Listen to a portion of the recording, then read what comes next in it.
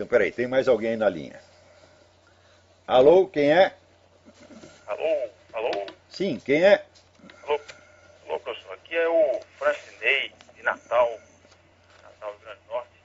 Sabe, eu estou falando aqui de Oklahoma. Vim aqui para visitar a família da namorada. Estava aqui escutando o programa do senhor. Eu queria, aproveitando aí, ouvir o senhor falando aí sobre o número de assassinatos aí no Brasil que acontece. Chega a 50 mil, né? Acontece que eu trabalho como policial militar lá em Natal. E aí é impressionante como a lei, a legislação penal vai ficando cada ano mais leniente com os criminosos, né? É impressionante. E é impressionante que o trabalho da polícia, a cada dia vai ficando mais difícil. Eu diria nem difícil, porque a cada dia mais impossível, Impossível, né? exatamente, impossível, é. Impossível, não tem o que se fazer. E aí, o importante aí também é que acontece que eu sou também estudante de Direito, você conversa com os juristas, né, os professores e tudo, até juízes criminais também, e muitos deles concordam com essa coisa toda.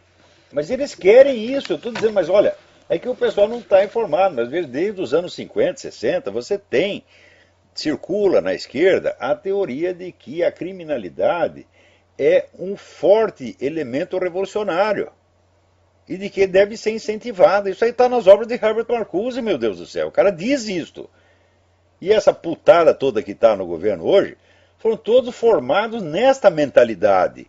Você tem que incentivar a criminalidade, a putaria, as drogas, etc, etc. Porque no tempo de Karl Marx dizia que a força revolucionária é o proletariado. Aos poucos eles foram mudando e falaram, não, a força revolucionária são os bandidos, as putas, os drogados. Então isso é uma política deliberada de criar uma situação revolucionária. Agora, se o pessoal não entender que está sendo vítima de um plano, tá certo? E achar apenas que são casos isolados ou que foram erros, você nunca vai poder combater essa coisa. Combater, como eu disse, a legislação, eu diria que ela proíbe você combater, ela impossibilita o trabalho da polícia. Eu sei, mas eu pessoalmente, eu fui testemunha num caso, vamos dizer, de um policial militar que no Brasil num tiroteio matou um traficante, e daí a quadrilha jurou o cara de morte, e o governo não oferecia a menor proteção pro cara. O cara fugiu pra cá. Pois é. E isso é comum, isso inclusive amedronta, né, o trabalho da polícia, até porque o pessoal é mal pago e tudo mais, então você vai lá arriscar a sua vida e, quer dizer, não tem nenhum suporte governamental, né? É a política de criminalização da polícia, tá certo? E de legalização do crime. Legalização não só do crime ostensivo, mas de toda e qualquer conduta antissocial. Veja o que estão fazendo com as crianças, estão incentivando as crianças a virar bandido mesmo, tá entendendo? Agora, quem não percebe que isso é uma política deliberada e criminosa, e continua tratando os autores, as pessoas que empreendem isso, o público continua tratando como se fossem dizer, governantes, pessoas respeitáveis, não pode fazer isso. Por exemplo, a dona Dilma, que parou esse projeto de combate ao crime, ela sabe o que ela está fazendo. Ela deseja a disseminação do crime, porque ela mesma é uma criminosa. Ela fez carreira com isso, pô. Vocês não entendem, não? São cegos. Então, dona Dilma, nossa presidente legítima, etc., uma autoridade, nós temos que respeitar. Por que tem que respeitar, meu Deus do céu? Isso é tudo batedor de carteira. Enquanto eles continuarem com essa timidez, tá certo? Com essa coisa pusilânime, tá? De respeitar as autoridades, mesmo quando elas estão cometendo crime na sua cara. Você vê o Lula que goza da cara das pessoas, dizendo que não vai ser punido por um mensalão, porque a justiça é lenta e quando terminar o processo ele já vai estar morto. O cara fala uma coisa dessa, é um criminoso confesso. As dois ou três discursos que ele fez, confessando as atividades do Foro de São Paulo, atividades, vamos dizer, de intervenção direta na política interna de outras nações, é caso suficiente para impeachment na mesma hora. Agora, tem pessoas que têm horror de perceber que a situação está anormal. A pessoa tem que acreditar que tudo está sempre normal. Quer dizer, tem lá um rinoceronte pondo a piroca no seu cu, tá certo? E você achando que não, tem uma sensação estranha, mas está tudo normal. Né? O que é isto, porra? É? Quer dizer, é o medo é o medo de ficar com medo. É? O medo de ver que a situação é temível. Quer dizer, uma espécie de covardia elevada ao quadrado. É? Peraí, tem mais alguém na linha ali. Alô, quem é? Professor? Sim. É Marcelo de Campina Grande. Sim, tudo bem? O senhor tá, tudo bem. O senhor está falando dessas pessoas que as pessoas respeitam, elas não merecem, né? Esse Jean Willis, deputado, está sendo tratado aqui no Brasil como um grande homem culto que chegou na política brasileira. Isso seria mais um sinal da decadência da alta cultura no nosso Ele país? pode ser culto pelos padrões lá de Villanhau conhece, tá entendendo? O Brasil não sabe mais o que é a pessoa culta porque não tem mais, sumiu. Quer dizer, a alta cultura sumiu no Brasil. Eles acham que o Luiz Mota é culto, eles acham que a Dilma é culta, o Arnaldo Jabot diz que a Dilma é culta, porra. É? Mas que culto, eu já provei 1000 vezes, cada vez que tive um confronto com um professor universitário, chefe de departamento, reitor, provei que o cara é analfabeto, acabei de provar isso novamente com relação a Caio Navarro de Toledo. É? Caio Navarro de Toledo, Quartinho de Moraes, essa gente toda, tô lá demonstrando, falei, esses caras são absolutamente ineptos. São charlatães em toda a linha. Não estão qualificados para ser professor universitário de coisa nenhuma. Chegaram lá por proteção. Por apoio corporativo e partidário. Porque qualificação intelectual não tem nenhuma e eu provo que não tem. Estou provando isso desde o tempo que lancei o livro Imbecil Coletivo. E as pessoas ainda ficam com a síndrome do piu-piu. Ah, será que é? Será que não é? Porra!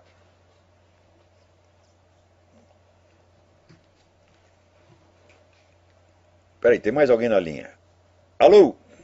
É Ramey quem fala. Quem? Como é? Ramey. Ramey, tudo bem? Certinho, Olavo. Olavo, na realidade, eu enxergo muitas coisas aqui no Brasil e queria usar um pouco do seu tempo para a gente poder discutir seriamente sobre isso. O que acontece no Brasil, na realidade, é que existe uma estrutura pesadíssima por trás de cada ação dessa, né? Claro, claro. Imagina só que a gente fala sempre, a gente vê na mídia aberta que a indústria da violência. Quem são os donos dessas empresas de segurança particular? Delegados, políticos, pessoas do Poder Judiciário, que são donos das empresas de segurança. Precisam da violência explícita para que as pessoas tenham medo, para que as pessoas contratem um serviço privado de segurança. Isso é nítido e claro para quem quiser fazer uma pesquisa profunda. Eu queria que você abrisse esse espaço para que a gente pudesse começar a falar sério sobre isso. Cada vítima dessa representa faturamento a mais para essas empresas de segurança privada. Pois é, criou, vamos dizer, a indústria da desgraça, né?